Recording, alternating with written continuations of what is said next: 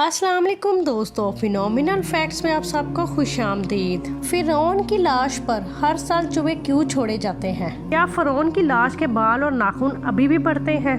क्या ये सही है कि फिरौन की लाश मिस्र के एक म्यूजियम में रखी हुई है? क्या वो लाश अब भी है? क्या अल्लाह ने कुरान पाक में इरशाद फरमाया कि इसकी लाश क़यामत तक रहेगी? इस हवाले से यहूदियों और ईसाइयों का क्या अकीदा है और मुसलमानों का क्या अकीदा है, आज के इस वीडियो में हम आपको बताएंगे। और आज हम आपको फिरौन के घर खोने और उसकी लाश के हवाले से हैरान कुन हकाइक बताएंगे। वीडियो में आगे बढ़ने से पहले अगर आप मेरे चैनल पर नए हैं तो मेरे चैनल को लाइक और सब्सक्राइब करें, जहां आपको दुनिया भर की मुनफरिद मालूमात पर वीडियो मिलती रहेगी। साल 1891 से पहले इस दुनिया का कोई इंसान नहीं जानता था कि खुदाई का दावा करने वाले फिरौनों की लाशें कहाँ हैं, उनकी बाकियात कहाँ हैं, उनका क्या हुआ, या वो कहीं हैं भी या नहीं। तमाम आसमानी किताबों में इस वाक़े का जिक्र तफसील से मिलता है कि अल्लाह के पैगंबर हजरत मूसा अलैहिस्सलाम और बनी इसराइल कौम का पीछा करता हुआ एक फिरौन पानी में गर्क होकर अपनी फौज समेत मर गया था, जबकि हजरत मूसा अलैहिस्सलाम और उनकी फौज को अल्लाह ने पानी में से गुजरने का रास्ता दे दिया। मगर इसके बाद फिरौन का क्या हुआ, इस बारे में किसी भी किताब में नहीं लिखा, लेकिन कुरान मजीद में उसके अंजाम के बारे में एक बहुत ही स्ट्रेंज बात लिखी थी जिसकी किसी को समझ नहीं थी। कुरान पाक की सूरह यूनुस की आयत नंबर 92 में अल्लाह ने इरशाद फरमाया, जिसका तर्जुमा ये है, आज हम सिर्फ तेरी लाश को नजात देंगे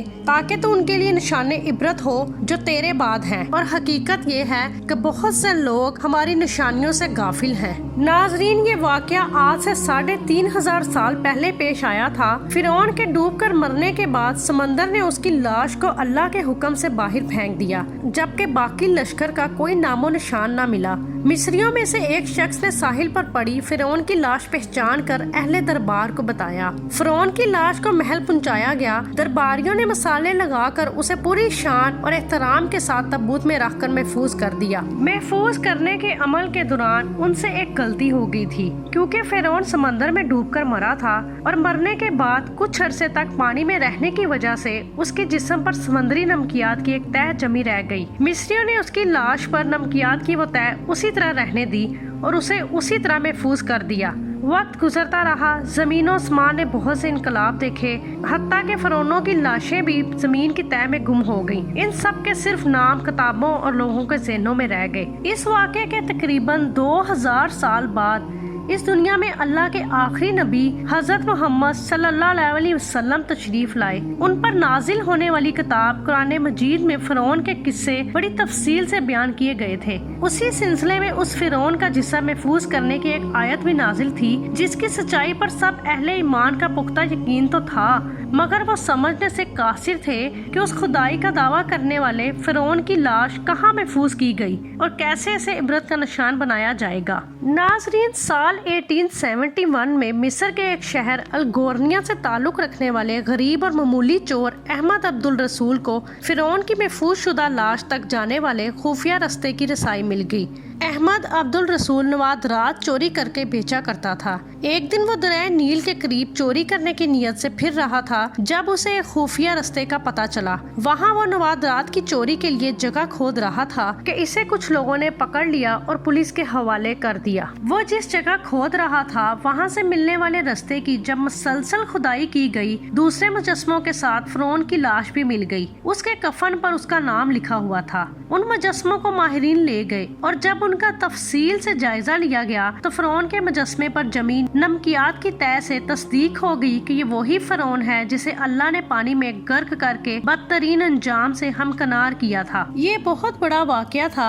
इसकी तस्दीक के लिए दुनिया भर के माहिरीन, आसार कदीमा और साइंसदान मिस्र की तरफ जाने लगे। मुख्तलिफ साइंसी टेस्ट करने के बाद दुनिया भर के साइंसदानों ने तस्दीक कर दी कि दूसरी सब लाशों की निस्बत सिर्फ फिरौन की लाश पर ही समंदरी नमकियात की तह जमी हुई थी। तस्दीक के बाद उसे फिरौन की लाश करार देकर अजायब घर में महफूज कर दिया गया। साल 1982 में जब फिरौन का मुजस्मा खराब होने लगा तो उस वक्त की मिस्री हुकूमत ने फ्रांस की हुकूमत से दरख्वास्त की कि फिरौन के मुजस्मे को खराब होने से बचा लिया जाए और जदीद साइंसी जराये से उसकी मौत की वजह भी बयान की जाए। मिस्री और फ्रांसी हुकूमत ने मिलकर मुजस्मे को फ्रांस ले जाने का इंतजाम किया। कहा जाता है कि जब फिरौन की लाश को फ्रांस पहुंचाया गया तो एयरपोर्ट पर उस दौर के सदर اور تمام اعلیٰ افسران اور فوجی افسران استقبال کے لیے ایئرپورٹ موجود تھے۔ فرعون کی لاش کا استقبال کسی عظیم زندہ بادشاہ کی طرح کیا گیا۔ فوجی دستوں نے سلامی دی۔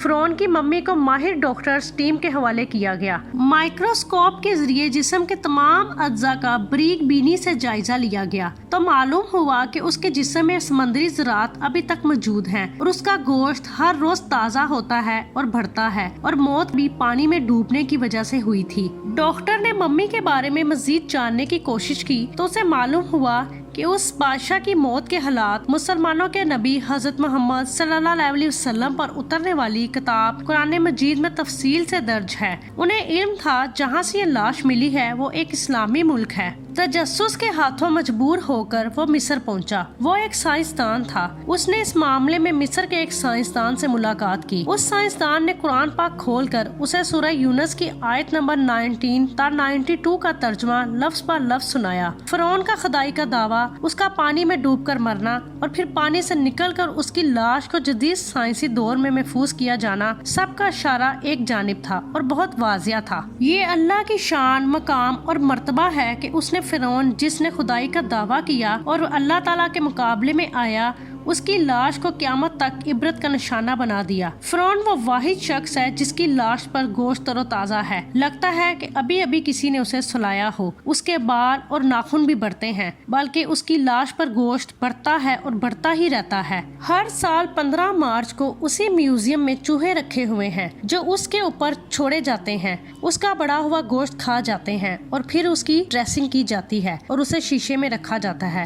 ناظرین، فرعون کی لاش کے بال، آنکھیں بالکل صحیح سلامت ہیں۔ لگتا ہی نہیں کہ یہ 3500 سال پرانی ممی ہے، ایسے لگتا ہے کہ یہ نئی اور تازہ لاش ہے۔ موسیٰ علیہ السلام اور ہمارے پیارے نبی صلی اللہ علیہ وسلم کے درمیان 2000 سال کا فرق ہے۔ میں تمہارے جسم کو نجات دوں گا اور لوگوں کو کہوں گا کہ دیکھو یہ انجام ہے خدائی کا دعویٰ کرنے کا۔ ایک دفعہ موسیٰ علیہ السلام نے پوچھا، اے اللہ تعالیٰ، تو فرعون کو اتنی مہلت کیوں دیتا رہا؟ وہ تو کہتا تھا کہ میں خدا ہوں۔ تو اللہ نے ارشاد فرمایا، یہ کم بخت اپنی رعایا میں عدل کرتا تھا، اس لیے میں اس کو اتنی مہلت دیتا رہا، مگر جب اس نے ظلم کی انتہا کرنا شروع کر دی تو میں نے اسے پکڑا۔